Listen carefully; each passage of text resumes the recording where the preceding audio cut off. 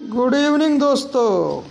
जी हाँ दोस्तों, तो सबसे पहले क्या बोलते हैं आप लोगों को बधाई, दीपावली की बधाई। और इसी के साथ हम अपने इस शुभ अवसर पर, दीपावली के शुभ अवसर पर, हम अपने 22वें एपिसोड पे पहुंच रहे हैं। मोस्ट प्रोबेबली ये फाइनल एपिसोड की तरफ है। भाई हम आर्टिस्ट हैं, कोई साइंटिस्ट नहीं है कि हम श्रोडिंगर वेव इक्वेशन पूरा डिराइव करें और श्रोडिंगर वेव इक्वेशन को हम फिजिकल सिग्निफिकेंस देने की कोशिश करें। तो 21 एपिसोड में एक आर्टिस्ट जितनी अपनी कल्पनाओं में जा सकता था उतना हम क्या बोलते हैं गए। और एक तरह से इन सेंटेनरी ईयर में हमको पता भी नहीं था, जब एपिसोड से हमने सीरीज़ चालू की 21 एपिसोड्स की, तो हमें पता भी नहीं था कि वास्तव में सेंटेनरी ईयर क्वांटम फिजिक्स का, क्योंकि 1926 या 25-26 के दौरान ही वास्तव में श्रोडिंगर साहब की फेमस इक्वेशन और हाइजेनबर्ग साहब की उतनी ही फेमस इक्वेशन, लेकिन मैट्रिक्स फॉर्म में एक्चुअली में आई जी ना। तो एक तरह से दोनों ही महान साइंटिस्ट को एक ट्रिब्यूट है। और 22वें एपिसोड को हम पिछली एपिसोड में थोड़ा लिखा पढ़ी में व्यस्त हो गए थे। कागज़ में हम कुछ लिखते हुए दिखे थे, आंखों से इतना कम दिखता है कि किसी तरह जो लिख रहे हैं और जो अपना लिखा भी नहीं पहचान पा रहे हैं। किसी तरह कैमरा मेरी बहन रीमा क्या बोलते हैं उसको मैनेज करती थी, और रीमा जायसवाल की ही आईडी है, और उसने इन एपिसोड में बहुत मेहनत भी की है। खैर चलिए, जो भी है, आज थोड़ा फिलॉसफिकल बात हो जाए। दरअसल क्वांटम फिज़िक्स जो है वो डिस्टॉर्टेड रियलिटीज़ की फ़िज़िक्स है। जी हाँ,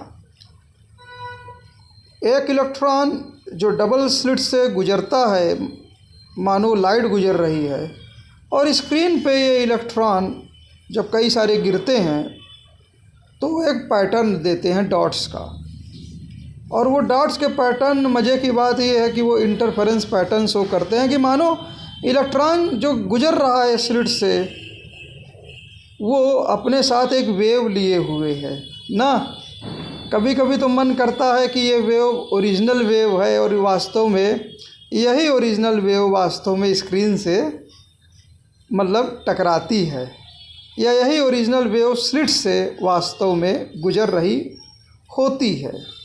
और वो बात अलग है कि स्क्रीन से जब ये ओरिजिनल वेव जो स्लिट से गुजरते समय ये ओरिजिनल वेव इलेक्ट्रॉन की एक फ़िज़िकल वेव की तरह बिहेव कर रही है, और जब स्क्रीन पे गिर रही है तो यही फ़िज़िकल वेव कहीं ना कहीं टकराने के बाद इलेक्ट्रॉन को पार्टिकल की तरह जन्म दे रही है। रियलिटी क्या है? अगर वास्तव में इलेक्ट्रॉन की ओरिजिनल वेव है तो उस वेव को कहीं ना कहीं न्यूक्लियस के बाहर स्टैंडिंग वेव के फॉर्म में क्यों नहीं साइंटिस्ट देख पाते, जैसे श्रोडिंगर साहब ने देखा था अपनी इक्वेशन को लिखते समय, कि इलेक्ट्रॉन मानो टूट गया हो, ब्रेक हो गया हो, अब फैल गया हो एज एन स्टैंडिंग वेव के फॉर्म में। तो वही मैक्स बॉर्न साहब के एक्सपेरिमेंट कभी भी आधा अधूरा इलेक्ट्रॉन नहीं पाते हैं, और जब भी पाते हैं वो पूरा इलेक्ट्रॉन ही पाते हैं ना। तो इलेक्ट्रॉन जो है वो एक्चुअली में न्यूक्लियस के अराउंड पूरा पार्टिकल ही है, कुछ ऐसा सोचिए। बस उसके साथ जो वेव है वो रियल वेव नहीं, एसोसिएटेड एक प्रोबेबिलिटी मैथमेटिकल वेव है।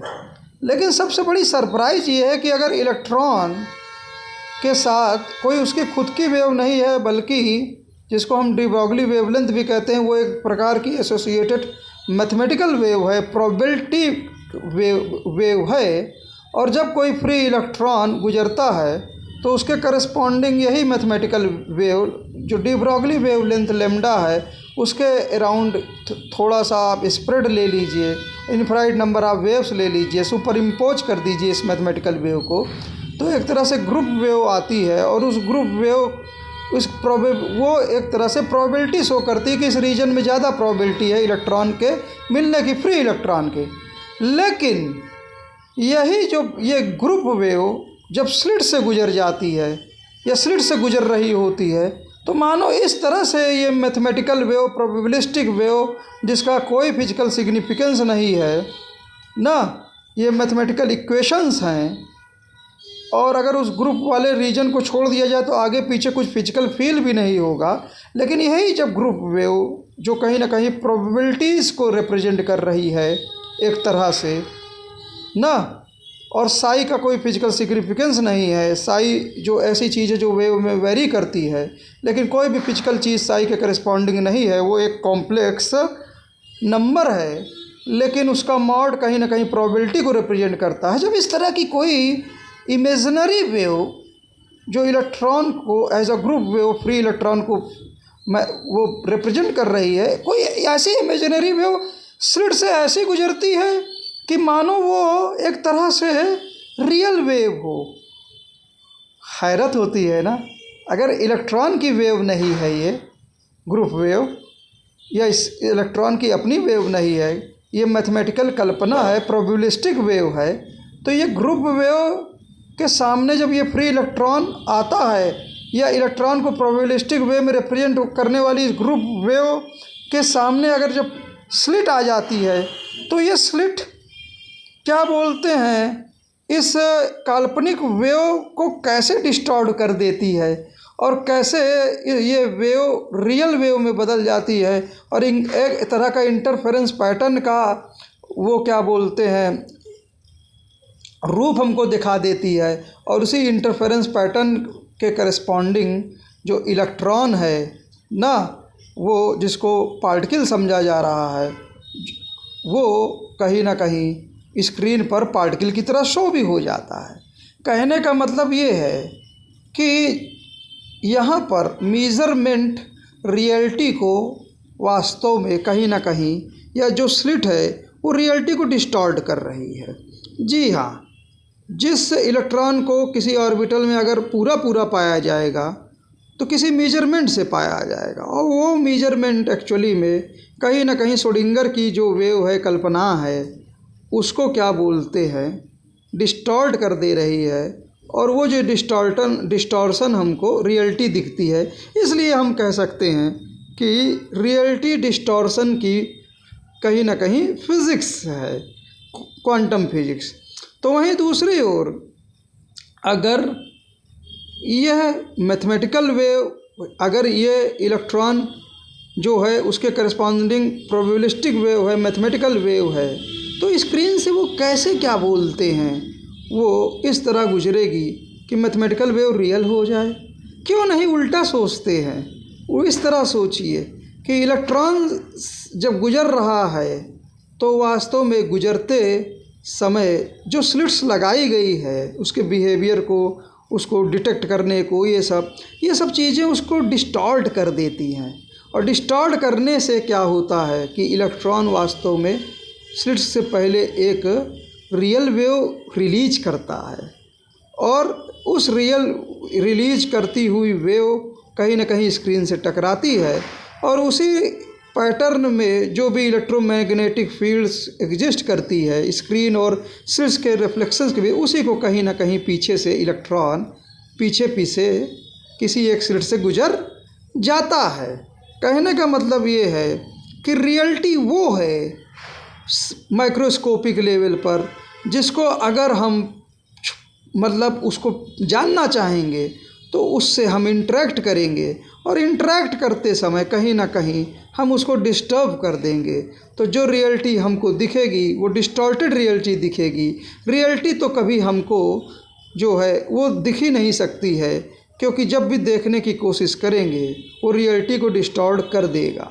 तो रियलिटी क्या है? रियलिटी और कुछ नहीं, रियलिटी जो है वो एक्चुअली में कल्पनाओं में है। शायद श्रोडिंगर की कल्पनाओं में थी कि वास्तव में इलेक्ट्रॉन जो है वो एक वेव की तरह कहीं ना कहीं ऑर्बिटल में एग्जिस्ट कर रहा है। क्या उस कल्पना में थी रियलिटी? और अगर वो कल्पनाओं की रियलिटी असली रियलिटी है तो क्वांटम फिजिक्स की जो probabilistic theory, mathematical theory, mathematical waves इत्यादि जो हैं वो किस रियलिटी के बारे में बात कर रहे हैं? असल में वो डिस्टॉर्टेड रियलिटी की बात कर रहे हैं।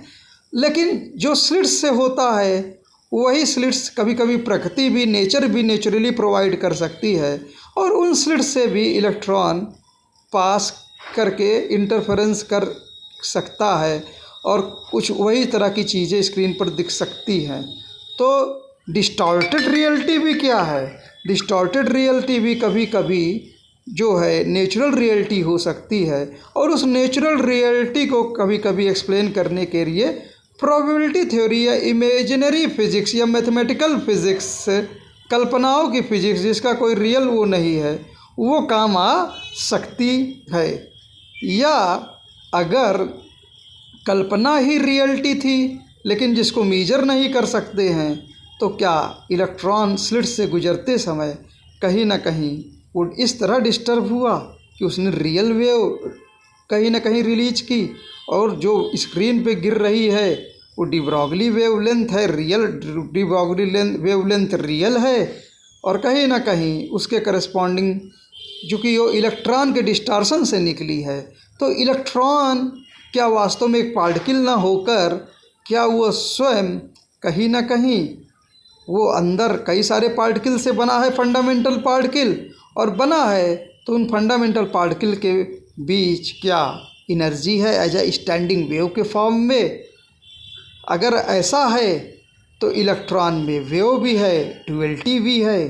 तो फिर श्रोडिंगर की इक्वेशनों में न्यूक्लियस के अराउंड रियल वेव के साथ साथ क्या छोटे छोटे पार्टिकल्स भी हैं, और क्या ये पूरी रियलिटी है?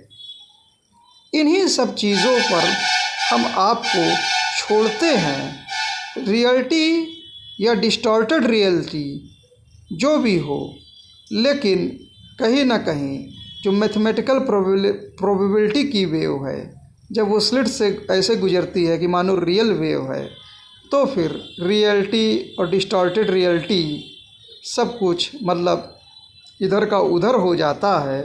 एक्चुअली में हम जो मेजर करना चाहते हैं वो मेजर करना मुश्किल है, और उसको मेजर करने की कोशिश में हम उसको डिस्टॉर्ट कर देते हैं। Heisenberg uncertainty principle. तो क्वांटम वर्ड दरअसल क्या है? डिस्टॉर्टेड रियलिटीज़ की फिजिक्स है। चलिए यहाँ पे हम इस एपिसोड को ख़त्म करते हैं, और कुछ इसी तरह इन्हीं चीज़ों पर सोचते हुए हमने standing wave moving notes model बनाया था, जिसमें मान लिया कि इलेक्ट्रॉन वास्तव में क्लाउड की तरह ब्रेक हो जाते हैं न्यूक्लियस के अराउंड, या इनहेरेंटली जैसे डी ब्रॉगली ने कहा कि जिस प्रकार लाइट पार्टिकल से बनी है, उसी तरह पार्टिकल जो मतलब वेव पार्टिकल से फोटॉन से बनी है अपनी पीएचडी थीसिस में, तो उसी तरह मूविंग पार्टिकल से एसोसिएटेड एक वेव भी है। आप प्रोबेबिलिटी थ्योरी में इसको एक तरह से इसको प्रोबेबिलिस्टिक वेव या मैथमेटिकल वेव कह सकते हैं, लेकिन हम standing wave moving notes model में इसको कहीं ना कहीं इसको एक तरह से इस वेवलेंथ को हम ओरिजिनल वेवलेंथ मानते हैं, और वास्तव में इलेक्ट्रॉन जो है वो कई सारे फंडामेंटल पार्टिकल्स में, वो कोई भी फंडामेंटल पार्टिकल्स मल्टीपल पार्टिकल्स में होता है, और उनके मध्य स्टैंडिंग वेव होती है। क्या हम ये हाइपोथेसिस देना चाहते हैं अपने मॉडल से, और क्या ये चीज़ों को एक्सप्लेन कर सकती है, और क्या ये श्रोडिंगर इक्वेशन में कुछ इस तरह फिट हो जाए कि न्यूक्लियस और जो पार्टिकल्स छोटे छोटे पार्टिकल्स टूट गए हैं न्यूक्लियस के मतलब इलेक्ट्रॉन टूट गया है छोटे छोटे पार्टिकल्स में, उनके मध्य स्टैंडिंग वेव है, और वो स्टैंडिंग वेव किसी और की नहीं इलेक्ट्रोमैग्नेटिक स्टैंडिंग वेव है। और जब भी स्टैंडिंग वेव के बीच में आप खड़े होंगे एक चार्ज लेकर, मास लेकर न्यूक्लियस और उस पार्टिकल के टुकड़ों के मध्य, तो आपको फ्लक्चुएटिंग इलेक्ट्रिक फील्ड मिलेगी परपेंडिकुलर डायरेक्शन में, और वैसे ही एक उसके परपेंडिकुलर फील्ड मिलेगी क्या बोलते हैं मैग्नेटिक ऑसिलेशंस के, क्योंकि आप चार्ज लेके अगर स्टैंडिंग वेव में खड़े होंगे फ्लक्चुएटिंग फील्ड में आपका चार्ज ऑसिलेट करेगा, मैग्नेट की तरह काम करेगा, और कहीं ना कहीं जो एसोसिएटेड मैग्नेटिक फील्ड है वो भी आपको फील होगी। तो क्या साई जो है वो स्टैंडिंग वेव को रिप्रेजेंट करता है, इलेक्ट्रोमैग्नेटिक स्टैंडिंग वेव को, और अगर करता है तो साई वास्तव में एक वेक्टर है, इलेक्ट्रोमैग्नेटिक वेक्टर है, जिसके दो कंपोनेंट हैं, इलेक्ट्रिक और मैग्नेटिक, और दोनों कंपोनेंट ऑसिलेट कर रहे हैं। और ये ऑसिलेट जो कर रहे हैं, ठीक क्या बोलते हैं, जो न्यूक्लियस और जो पार्टिकल है उसके मध्य जो सीधी रेखा है उसके परपेंडिकुलर प्लेन में ऑसिलेट कर रहे हैं। वो प्लेन जैसे हम जगह बदलेंगे तो वो प्लेन, चूँकि पार्टिकल दूसरा अगर ले लेंगे उसको न्यूक्लियस से जोड़ेंगे तो वो एक तरह से न्यूक्लियस के अराउंड हम दिशा बदल देंगे तो प्लेन भी बदल जाएगा। लेकिन जो भी प्लेन रहेगा वो परपेंडिकुलर रहेगा, और उस प्लेन में हम साई को कम से कम दो ऑसिलेटिंग वेक्टर्स में तोड़ सकते हैं, cos थीटा प्लस आई साइन थीटा या e⁻i थीटा।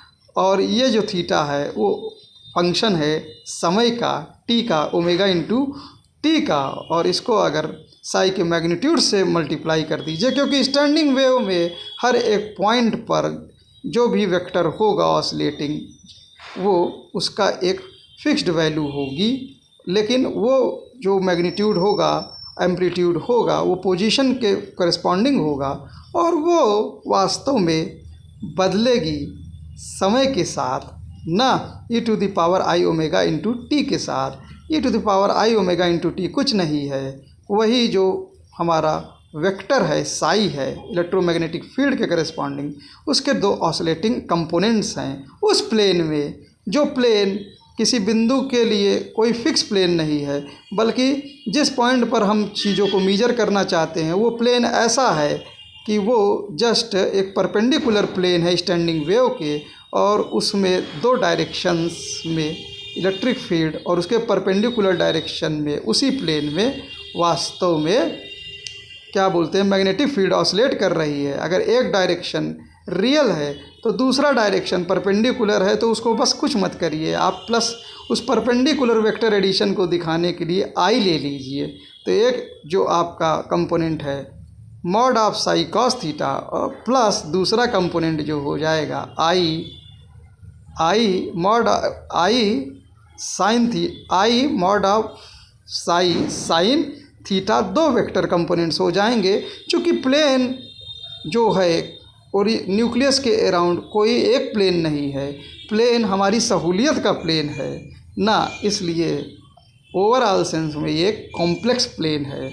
पर इस कॉम्प्लेक्स प्लेन में भी जो साई है वो दो वेक्टर्स में तोड़ा जा सकता है, जैसे कोई एक वेक्टर किसी एक प्लेन में हमेशा दो परपेंडिकुलर वेक्टर्स में तोड़ा जा सकता है, एक कॉस थीटा है, एक उसके परपेंडिकुलर डायरेक्शन, और चूंकि वो डायरेक्शन फिक्स नहीं है क्योंकि प्लेन बदल रहे हैं, इसलिए हम जनरली उस बदलते हुए परपेंडिकुलर डायरेक्शन को, जो कहीं ना कहीं कॉस थीटा के वाले जो कंपोनेंट है उसके परपेंडिकुलर है, उसको हम आई से रिप्रेजेंट करते हैं अपनी इमेजिनेशंस में। तो यहाँ पे हम चीज़ों को ख़त्म करने की कोशिश कर रहे हैं। 22वें एपिसोड के बाद हम काफ़ी ब्रेक लेंगे, हो सकता है अपने आर्टिस्टिक वीडियोस में हम कोई और टॉपिक उठाएं। इससे पहले हम सिंधु घाटी सभ्यता इत्यादि उठा रहे थे, लेकिन इलेक्ट्रॉन वेव पार्टिकल दोनों भी हो सकता है।